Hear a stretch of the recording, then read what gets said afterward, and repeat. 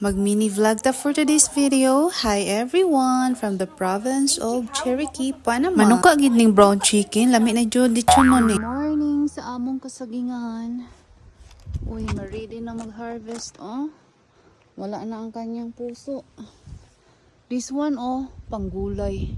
So this is my morning here. In this video guys, magpapakain ako ng aking mga chickens. Namiss ko rin magpakain sa aking mga chickens at maglinis ng kanilang chicken coop. Dahil kadalasan ng aming gardener talaga ang naglilinis. Lalo na pag weekdays. Sobrang busy din ang buhay dito guys. Kahit ang daming inaasikaso, basta nag-i-enjoy lang. Kahit simple ang buhay, ang importante meron tayong peace of mind. Parang Pilipinas lang talaga dito. Kaya kahit hindi ka umuwi ng ilang taon, okay lang. Sobrang nakakatuwa nga kung may sarili kang mga manok at itlog na hindi mo na kailangang bilhin. At organic pa talaga guys, malalaki pa ang itlog at talagang nakakasigurado kang healthy ang kanilang kinakain. Never ko din nga pala silang binigyan ng mga vitamins guys na nabibili sa store. Bawi na lang sa kanilang mga kinakain. Nagkakatuwa talaga mag-alaga ng mga manok dahil para mo na rin sila mga pet. Binibigyan ko rin nga pala sila ng banana leaves guys para sa kanilang snacks or maliban sa kanilang feeds, meron silang ibang makakain maliban sa mga insekto or kung ano-ano pa para maging busy sila. Before, napakaraming halaman at mga grass dito sa loob ng kanilang run kung saan yung may bakod. Pero ngayon wala na, kalbo na, kaya kailangan na silang bigyan everyday para meron silang ibang makakain na healthy. Ito lang muna ang may share ko in this video guys. Marami pa akong kaganapan dito pero mas pinipili ko pa rin i-share sa inyo ang simpleng buhay ko dito sa Panama.